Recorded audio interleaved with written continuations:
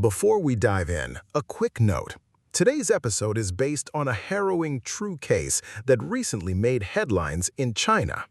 It is a story of real tragedy, a stolen identity, and a 28-year-long quest for justice. Welcome back, true crime community. You're tuning in to The Puppeteer. Today, we're venturing into a story that proves without a shadow of a doubt that the past never truly stays buried. Even when it is encased in concrete, hidden beneath the earth, and forgotten for nearly 3 decades, the truth has a terrifying way of clawing its way back into the light. Before we begin, I want you to picture an abandoned building in your hometown. We all have one. Maybe it's an old shopping mall from the 90s, slowly decaying, windows boarded up, a ghostly shell of what used to be a bustling hub of life. Now, imagine what secrets could be hiding inside its walls, beneath its floorboards, or in the overgrown concrete planter boxes on its forgotten rooftop. Our story takes us to the city of Luzhou, located in the Sichuan province of southwestern China. If you're not familiar with Sichuan, imagine a place famous for its incredibly spicy cuisine, its humid, foggy climate, and the massive Yangtze River that cuts right through it. Back in the 1980s and 1990s, Luzhou was home to the Huilongwan Transit Mall. For an American audience, the best way to understand this place is to think of the sprawling, chaotic garment districts in New York City, or a massive, multi-story indoor flea market. It wasn't a sleek, modern shopping center with pristine retail stores. It was a wholesale clothing market, a dense, concrete labyrinth packed with thousands of tiny stalls. The corridors were narrow and suffocatingly crowded. The air constantly smelled of cheap fabric, sweat, cigarette smoke, and the spicy aroma of street food wafting up from the alleys below. In the 90s, the Chinese economy was booming in a very raw, unregulated way. Cash was king. There were no credit cards, no digital payments. Merchants dealt in thick wads of paper bills, stuffing them into fanny packs or lockboxes. Because the goods were cheap and the volume was high, merchants from all over the country flocked to Huilongwan to buy wholesale. By the late 90s, a stall in this mall was like a gold mine. It was a place of frantic energy, loud haggling, and relentless ambition. And it was within this chaotic ecosystem that a woman named Yanping made her living. Yanping owned a wholesale sweater stall on the second floor of the mall. By all accounts, she was a remarkable woman. She was a single mother, raising her 8-year-old son on her own after a divorce. But despite the hardships of single parenthood, she was known throughout the mall as one of the kindest, most generous people you could ever meet.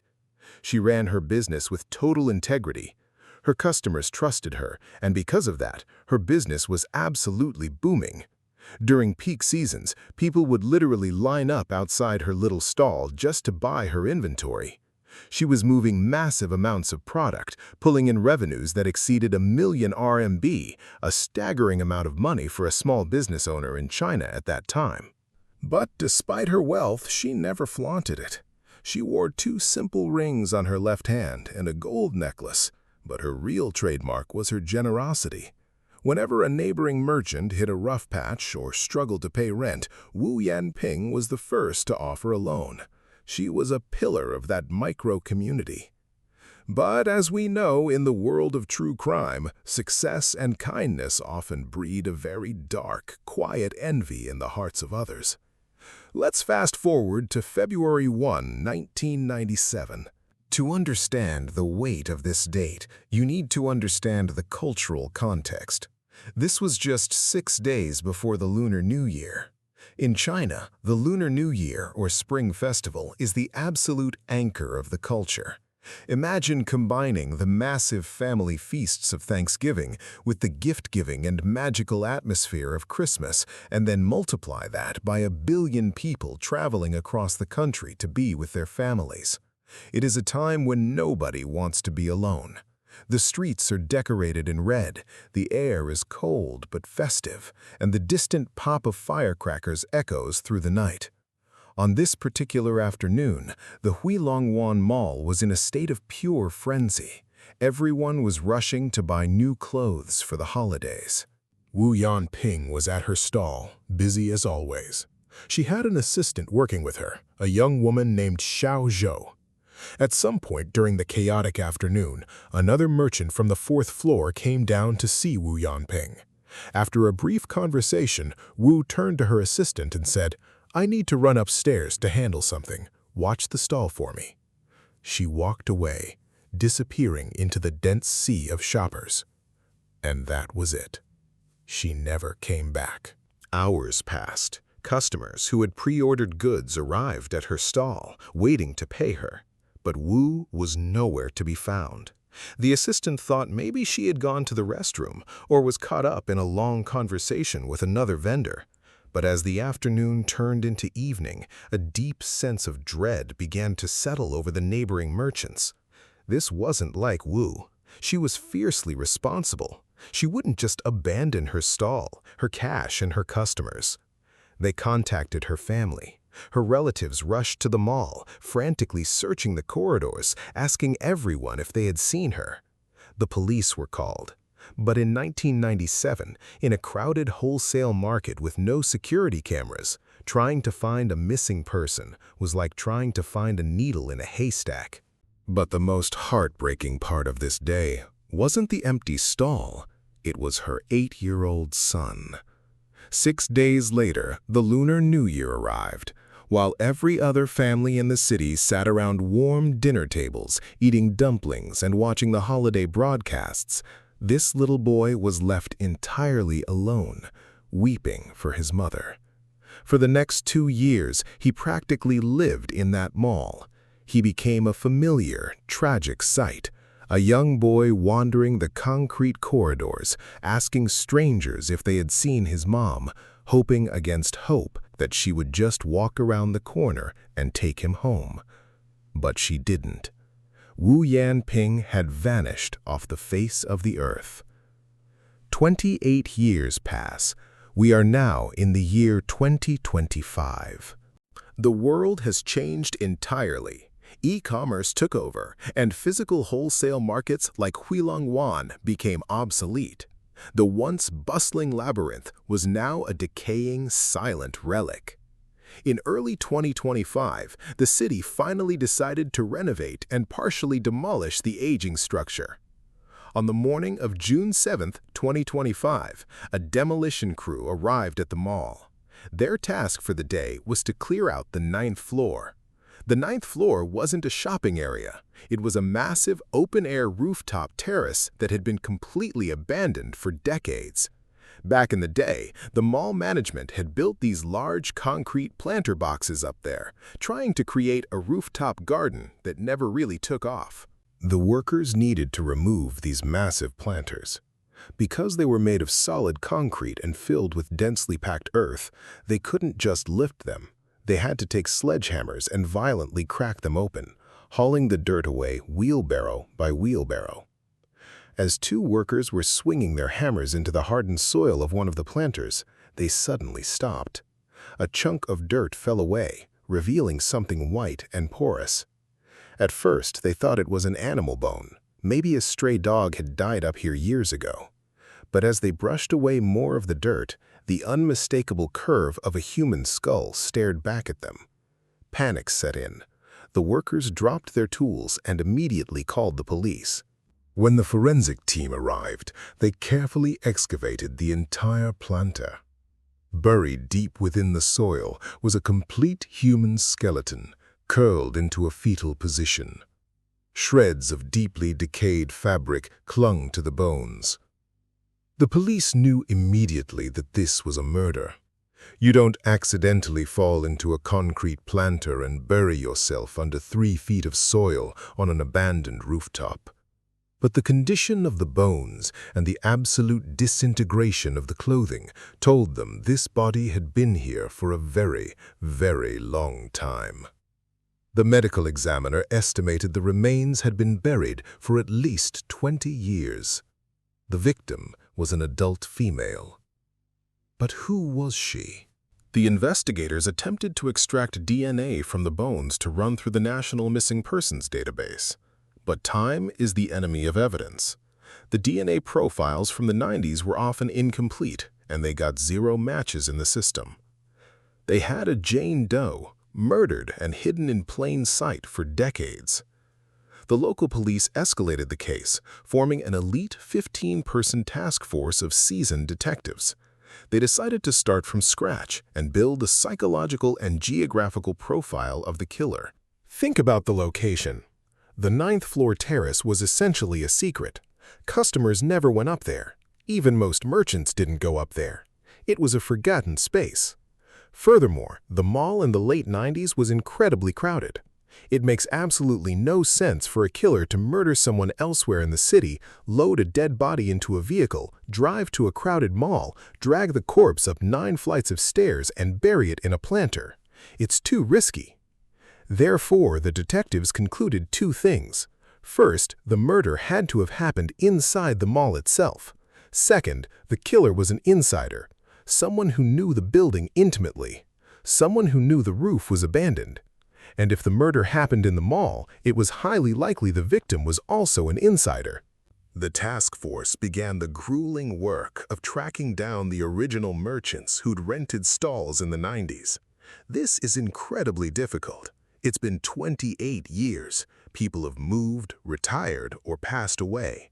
But slowly, they pieced together a network of old contacts. During these interviews, an elderly former merchant casually mentioned a strange incident from 1997. She said, "You know, right before the New Year back in '97, a very successful sweater merchant on the 2nd floor just vanished into thin air.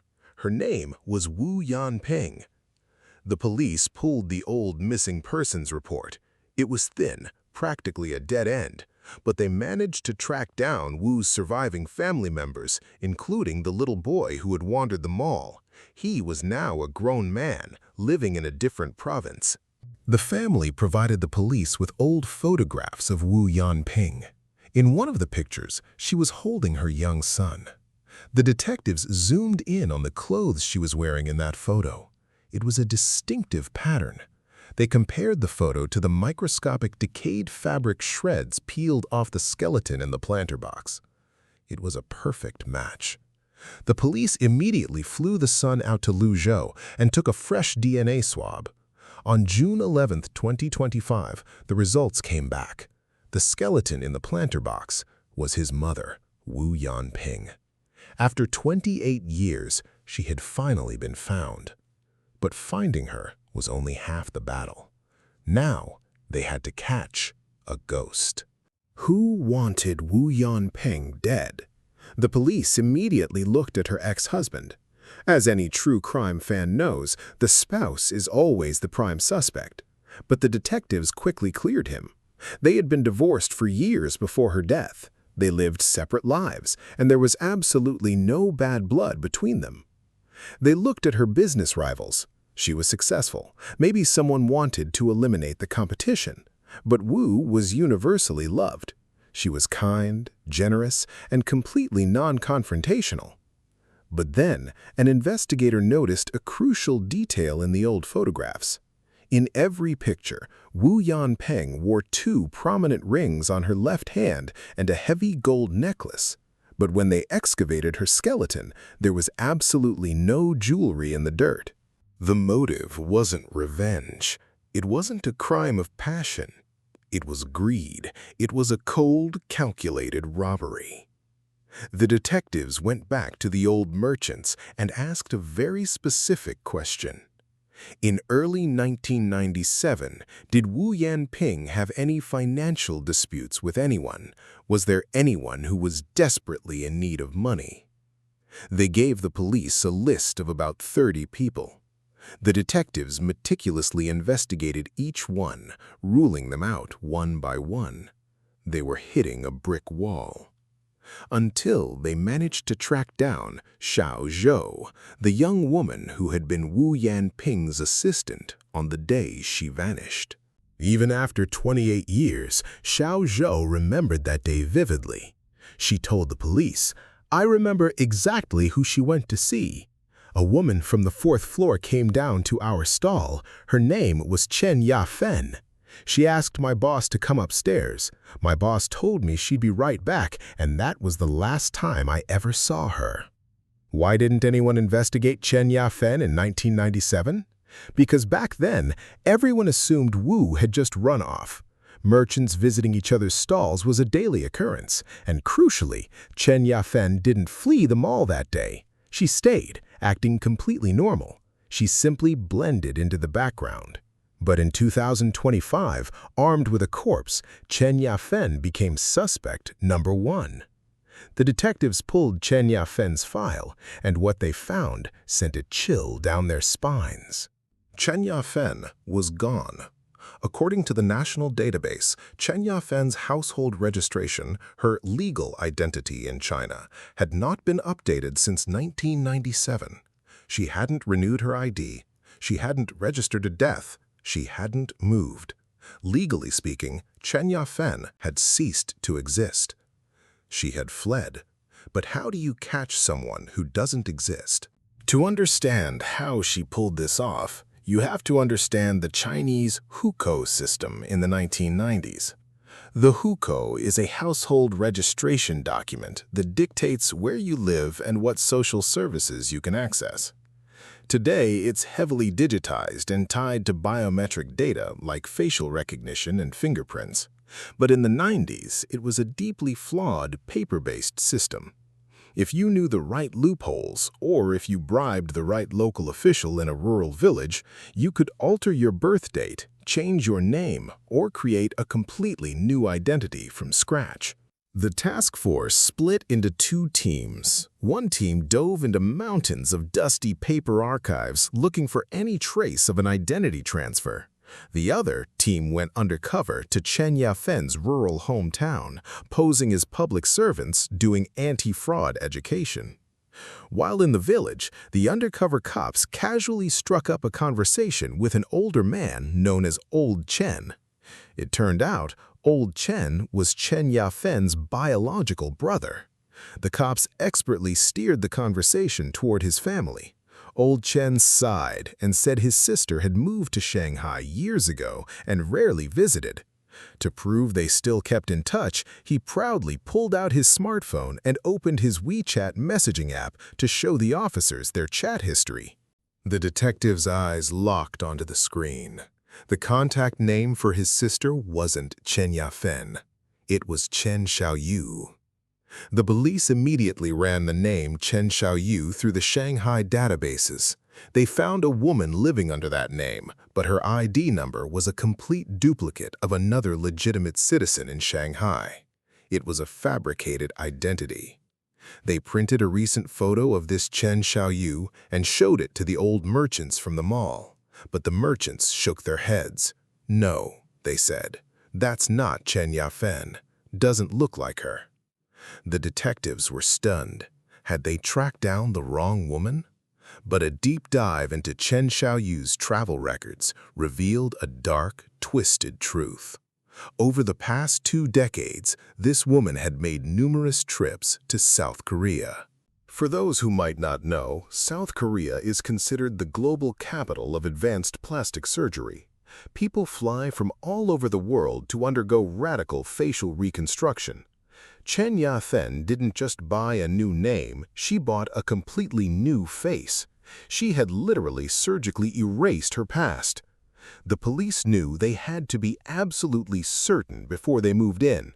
They spent days locked in a basement archive, manually sorting through tens of thousands of paper files, until they found a single faded ID photo of Chen Yafen from the early 90s.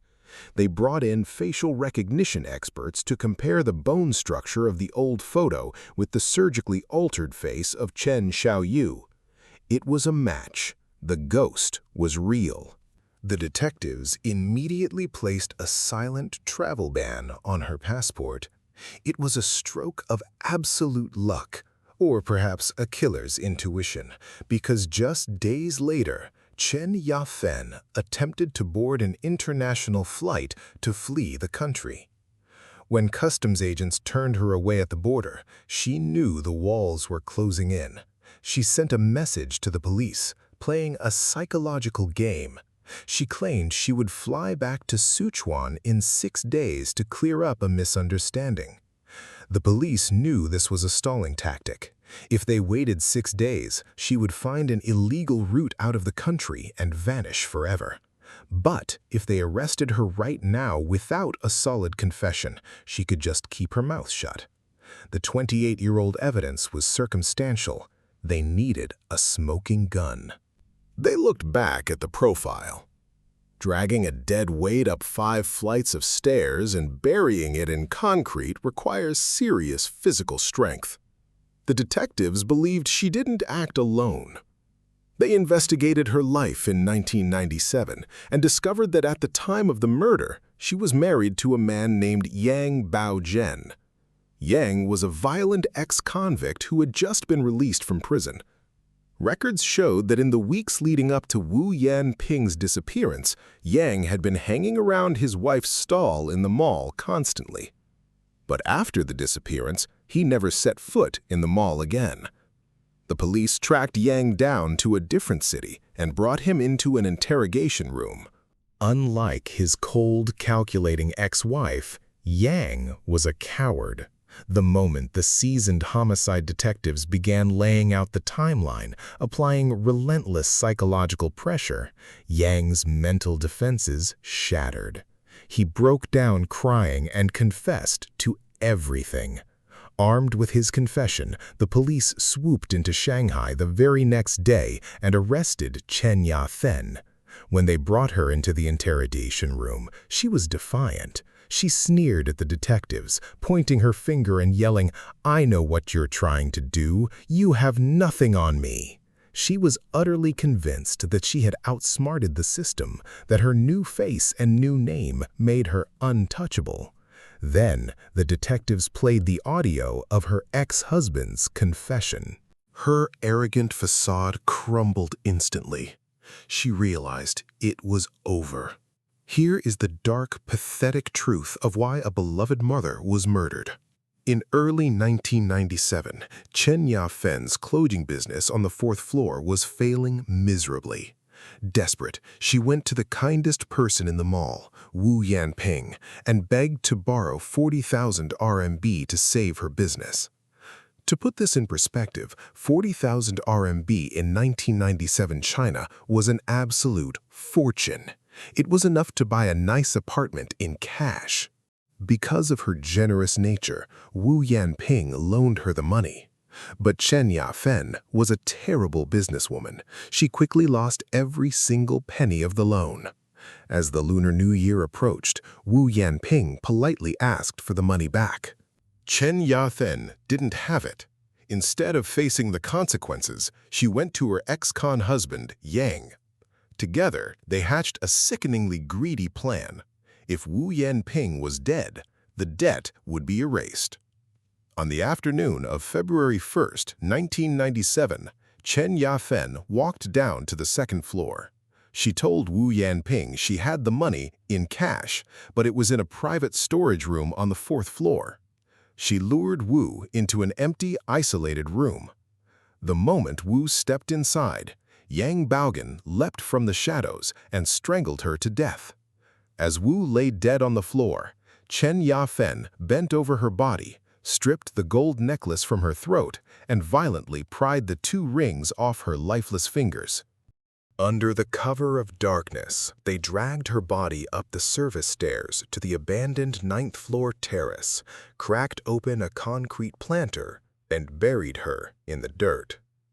For 28 years, as the city modernized around them, as the son grew into a man without a mother, Chen Yafeng lived a life of luxury in Shanghai with a new face, funded by the blood of a woman who had only tried to help her. But justice, though painfully slow, finally arrived.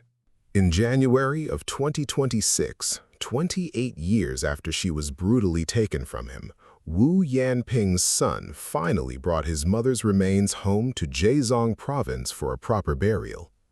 On social media, he wrote a heartbreaking post. "Lately, my mind has been playing memories like an old film projector. The roads I walked to school, the house we lived in.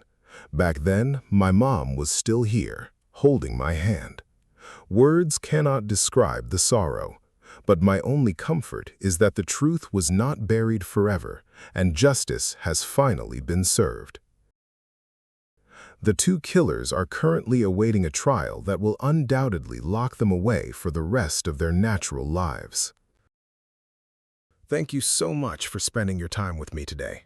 Stories like this remind us how fragile life is and how important it is to cherish the people around us.